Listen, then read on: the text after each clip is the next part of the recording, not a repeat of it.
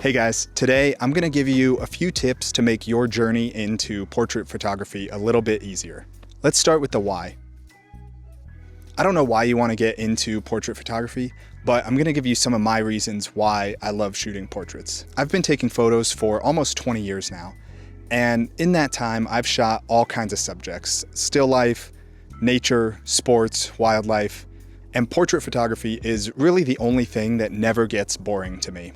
There are just so many different people and different faces to photograph and so many human stories out there to tell that I really just like capturing a small part of the human experience in photos. And life is so short that I've taken a handful of photos of people that are no longer around, and it's really cool to be able to freeze that moment in time and try and get a portrait that shows emotion, that helps you connect with that person that you're viewing, even if they're not there or you don't know them. So let's get started with some of the tips. Number one, how do you find a subject to be in your photo? And the best place to start is just family and friends. You want to find people that don't mind hanging out with you when you don't really know what you're doing. You're still learning your camera, you're testing out a lot of new stuff, and you might not come away with any photos that you're happy about. And so you don't want to try and convince someone to spend some of their time and then you feel this pressure of having to deliver good photos at the end of it. Just get out there with close friends and family and have a little bit of fun, test things out and kind of see what you like and what you don't like, practice posing, and you're already close with them. And so you don't feel that same sort of awkwardness that you might feel with someone that's more of a stranger. And then once you kind of photograph all your family and all your friends and you want to find some new subjects, then you can slowly start reaching out to acquaintances or friends of friends. And I remember back in college when I was really getting into more and more portrait photography, I would just kind of go through Facebook and find some of the people I went to high school with that maybe knew me, but we weren't close friends. They knew I took photos. I had some photos posted on my Facebook and things like that. And I would just ask them if, hey, do you want to get together and shoot some photos for fun? And just as you're reaching out to these people, make sure you make it clear that you're not trying to drum up some business. You're just doing a free shoot. You want to build up your portfolio. You want to practice taking pictures. And a lot of times you can find people that are willing to sit in front of the camera for you.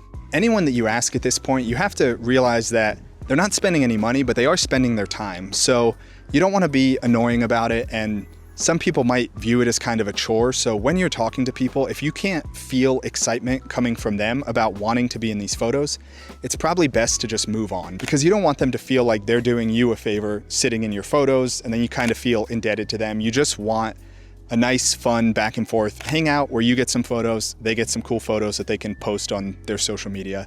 And so look for that excitement level when you're talking to people and you're kind of asking if they'd be willing to sit for you. Once you've done a handful of shoots, go through and build a small portfolio. And one thing that I see beginners do is they select way too many images from a single shoot to include in their portfolio. I know when you're starting out, it's exciting and you tend to overpick images. Narrow it down to like the best 2 or 3.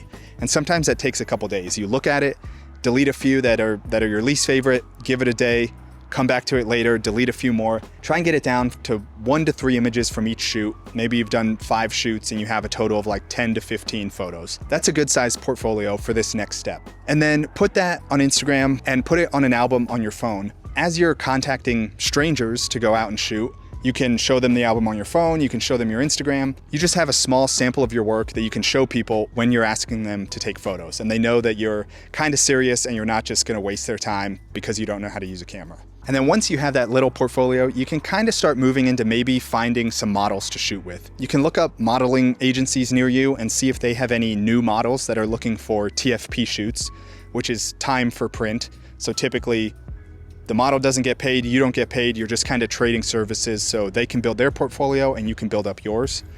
And then you can also find some modeling groups on Facebook, or you can go on Instagram and just search your city model, see if that's a hashtag and see if you can find some people on there. Just start sending DMs. All right, you have some tips for finding subjects. Let's get into some of the gear that you need for portrait photography. Now, I'm not really gonna say that you need any gear. I assume if you're watching this video, you probably have a camera, you're getting a little more serious about your photography. You're not just shooting with your phone. So one thing that I recommend people get, really any new photographer or any photographer, I think, should have a wide aperture 50mm lens. A 50 1.8 on the budget end, all the way up to like a 50 f 1.2, which is one of my favorite lenses. I think a 50mm is just a super versatile range for all kinds of portrait work. You can shoot nice tight headshots, and you can take a few steps back and shoot some wider shots where you bring in some of the environment. My 50mm 1.2 lens is probably, well, it's definitely the most used lens in my camera bag. And the bulk of what you see on my website and my Instagram and in my portfolio was shot with that 50mm. Another great portrait lens is a prime 85mm, like an 85 1.8 or a 1.4. The 85 is just a little tighter than the 50. 85 is a pretty classic portrait lens. It's good for kind of waist up shots, shoulders, headshots, stuff like that. It's just gonna give you a little more separation from the background, a little tighter of an angle, and you'll get a little more background blur if you're shooting wide open. Now, moving on from lenses, light is super, super important in portrait work. Being able to change and shape the light that's hitting your subject's face really helps you control the sort of emotion or the story you're trying to tell. And so there's a few lighting things that I want to talk about. You can always just start with natural light. It's always available. You just want to pay close attention to what that natural light is doing. How is it hitting your subject? Where's the sun positioned in the sky? Is it sunny? Is it cloudy? All of those things will change the light, which changes the look and the mood of your image. And then once you understand natural light, you can start to change it a little bit. You can use reflectors and diffusers to bounce the light, or a diffuser goes between the light and your subject, and it makes it nice and soft, kind of the same way a cloud does on a cloudy day. And those give you just a little bit more control over the light and over your image. And then once you're comfortable with diffusers and reflectors, you can get into some off-camera lighting. That's kind of the next step.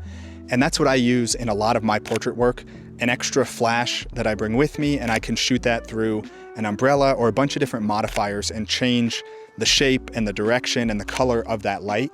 And so I have a lot more control over my image. I can use my natural light and my flash working together to create the image I want. That's about it for gear, but there's a lot more that goes into portrait photography than just your gear. When you're on a portrait shoot, there's just so much to think about. You're thinking about your composition and your lighting, but then you also have to keep your model feeling comfortable and talk to them and pose them and things like that. And so there's just a lot going on in a shoot. It can get very hectic, and especially when you're new, it feels very overwhelming. So in your free time, study posing and lighting and portrait composition, and try and build up a couple of go-tos so that on a shoot you can use those go-tos and then maybe just bring in something new, something you're trying to experiment with and learn. Instead of trying to experiment with all these different elements all on the same shoot, it starts to feel overwhelming. Another thing that helps with that overwhelm on a shoot is to do some pre-planning. So maybe come up with a shot list or a few different things you want to try. Go on Pinterest or Instagram and pull some images that you like that sort of show what you want this shoot to look like. And don't copy these images exactly, but it's easy during a shoot to feel that overwhelm and then just go check your mood board and you're like, oh yeah, that's a pose I wanted to try, or I like this lighting, let's try something like that. And it just gives you some ideas during the shoot to kind of keep things flowing and get you back on track.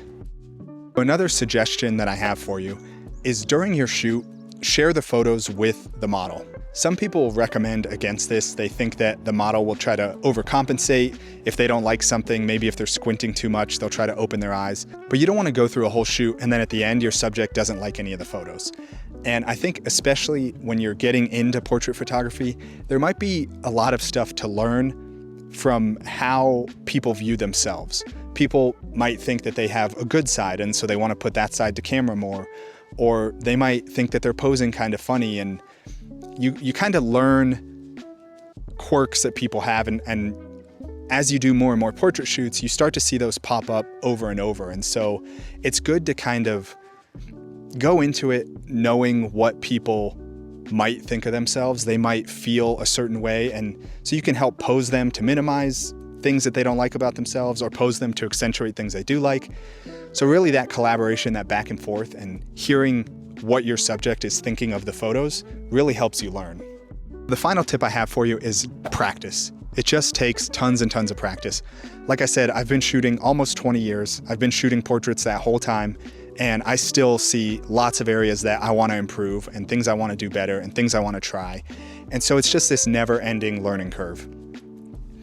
And one thing that'll help speed up that learning curve is find a couple of photographers that you really admire and ask them to critique your work. Listen to their suggestions and the things that they say and use those to improve. And other than those trusted photographers, cut everything else out. The internet can be a brutal place. Instagram comments, brutal.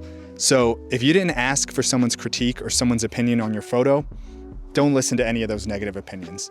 It takes a lot to learn. It takes a lot to get good. And so just keep practicing, cut out the bad opinions, find a few good mentors, listen to their ideas, and just keep practicing. You'll get better. I hope some of these tips are helpful. I know portrait photography can feel really overwhelming, but it is just so fulfilling.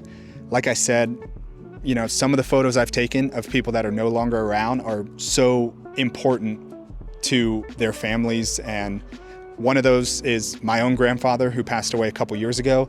And I have some photos of him that are just my all-time favorite photos. They're maybe not the best photos, but they just bring back so many memories. And portrait photography is just, it's something special. I love it. So thanks for watching, guys. Give this video a thumbs up if you liked it. Subscribe to my channel. It's all photography stuff, behind the scenes shoots, lighting info, portrait info. So I hope to see you in the next video. Thanks.